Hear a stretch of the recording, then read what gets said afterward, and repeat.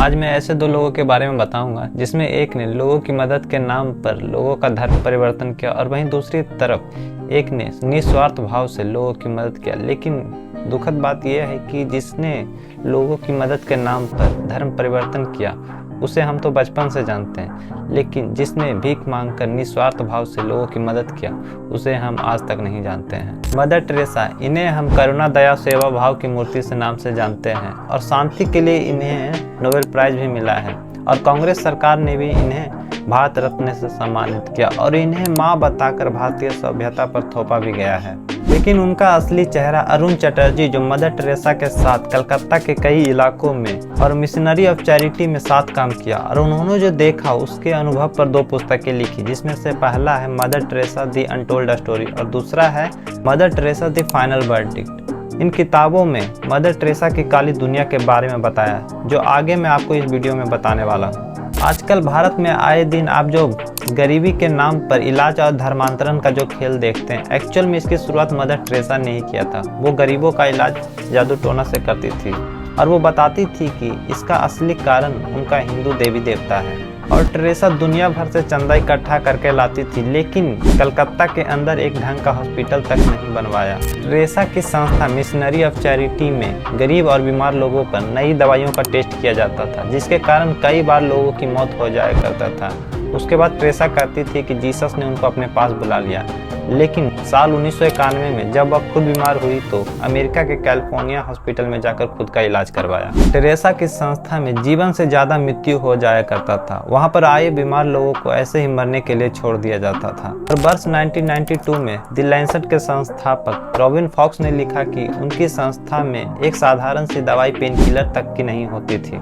वहाँ मरीजों को ये एहसास दिलाया जाता था कि वह अब कुछ दिनों की मेहमान है और उनका कष्टों का कारण उनका पिछला धर्म यानी हिंदू होना है। और इलाज ना मिलने के कारण हर दिन बड़ी संख्या में लोगों की मौत होया करती थी, जिनको सामान्य दवाई और देखभाल से ठीक किया जा सकता था। और उनकी संस्था में सिर्फ 300 लोगों के लिए ही खाना बनता था और वो भी उन्हीं को मिलता था जो ईसाई धर्म अपनाने के लिए मान जाते थे। लेकिन टेरेसा दुनिया भर में ये ढिंढोरा पीटती थी कि वह हजारों बच्चों और गरीबों को खाना खिलाती है। टेरेसा जिन गरीब बच्चों को लेती थी उनके माता पिता से एक फॉर्म पर साइन करा लेती थी कि अब से उनका अपने बच्चों पर कोई दावा नहीं होगा और उन बच्चों को यूरोप भेज दिया जाता था जिनका कोई अता पता नहीं होता। और आज भी मदर टेरेसा की संस्था पर बच्चे चोरी करने और अवैध तरीके से बेचने के आरोप लगते रहते हैं। और साल 1992 में मदर टेरेसा ने खुद दावा किया कि वह 29,000 हिंदुओं को ईसाई बना चुकी है और ये सारा काम मानवता और सहायता के आड़ में किया गया। और उस समय के दौर में भारत के अंदर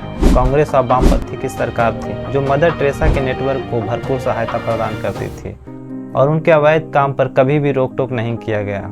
टेरेसा एक ऐसी भारत रत्न है जो भारत को तोड़ने के लिए प्लान बनाया था। वो पूर्वोत्तर के राज्यों में अलगाववाद फैलाकर नॉर्थ ईस्ट को एक अलग ईसाई देश बनाना चाहती थी, जबकि इंदिरा गांधी ने मदर टेरेसा की गतिविधियों को सबसे ज्यादा बढ़ावा दिया। और जब इंदिरा गांधी की मौत हुई तो सबसे पहले बयान मदर टेरेसा का ही आया था। और दुनिया की सबसे भ्रष्ट तानाशाह टेरेसा के मिशनरी ऑफ चैरिटी में सबसे ज्यादा फंड किया करती थी। हथियार कंपनियां, ड्रग तस्कर भी टेरेसा को चंदा दिया करती थी और इन पैसों का यूज भारत में गरीब लोगों को लालच देकर धर्म परिवर्तन करने में हुआ। लेकिन सोचने वाली बात यह है कि इतने लंबे समय तक गरीब लोगों की मदद के नाम पर धर्म परिवर्तन हुआ और सरकार भी इनको सपोर्ट करती रही और भारत रत्न से सम्मानित किया। और हमें बचपन से यही पढ़ाया गया कि मदर टेरेसा ने गरीब लोगों की मदद की। सच कहूँ तो दोस्तों, आज हमारी ये सोसाइटी की सबसे बड़ी गलती है कि जो लोग मदद का दिखावा करते हैं उन्हें हम सर पर चढ़ा लेते हैं। लेकिन दोस्तों, एक्चुअल में जो लोग निस्वार्थ भाव से लोगों की मदद करना चाहते हैं उन्हें कोई कैमरे या पब्लिसिटी की जरूरत नहीं होती है। ऐसा ही इंसान एक हमारे बीच में कभी था जिनका नाम है अब्दुल सत्तार ईदी। शायद आपने कभी इनका नाम सुना होगा। जन्म 1928 जूनागढ़ गुजरात के बंडवा गांव में हुआ था।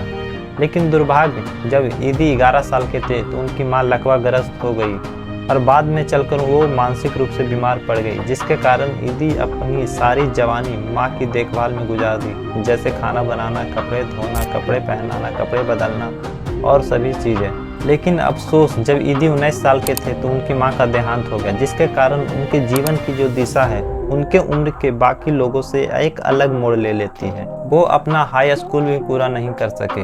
उनके लिए दुख की दुनिया ही शिक्षा और ज्ञान का स्रोत बन गया, जिसके कारण उनके व्यक्तिगत अनुभव ने उन हजारों लाखों लोगों के बारे में सोचने पर मजबूर कर दिया जो उनकी माँ की तरह पीड़ित हैं, जिनका देखभाल करने वाला दुनिया में कोई भी नहीं है। और उन्होंने इतनी कम उम्र में भी लोगों की दुखों को कम करने के लिए एक सेवा विकसित करने की सोची, लेकिन संसाधन नहीं होने के कारण उन्होंने सड़कों पर भीख मांगकर कॉपी कलम बेचकर लोगों की मदद की। लेकिन काम बहुत बड़ा था, मगर करना ही था। और भारत पाकिस्तान के बंटवारे के वक्त 1947 में वो पाकिस्तान चले गए और वहाँ उन्होंने लोगों की मदद के लिए एक ट्रस्ट स्थापित किया और ईदी ट्रस्ट नाम दिया। और जनता से फंड अपील करने पर तकरीबन 20 लाख रुपए जुटाए गए, जिसके कारण ईदी ट्रस्ट का दायरा बढ़ता गया और 1 करोड़ से अधिक आबादी वाले शहर कराची में एक ऑफिस खोली गई और वहाँ पर एक इमरजेंसी एम्बुलेंस की सेवा भी शुरू की गई। और जैसे जैसे ट्रस्ट की गतिविधियों में लोगों का विश्वास बढ़ा तो लोगों ने अधिक दान किए और समय बीतने के साथ साथ जनता ने उन्हें दया का दूत की उपाधि भी दिया। ईदी फाउंडेशन में धन जुटाने से लेकर लाशों को नहलाने तक हर काम में ईदी खुद को शामिल रखते थे और 24 घंटे अपने पास एम्बुलेंस रखते थे